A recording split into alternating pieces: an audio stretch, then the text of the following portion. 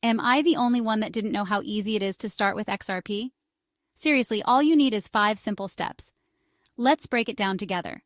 First, pick a crypto exchange that supports XRP. Think Coinbase, Kraken, Gemini, or Uphold. Check their fees, security, and make sure XRP is available where you live. Next, create your account. This means giving your email, making a strong password, and showing some ID for security, just like opening a bank account, but faster. Step 3. Fund your account. You can use a bank transfer, debit card, or even swap another crypto you already own. Now, you're ready to buy.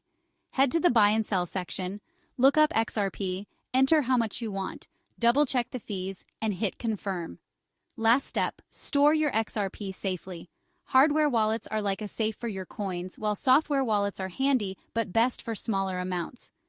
And that's it. You're officially an XRP investor. Remember, go at your own pace and only invest what you're comfortable with.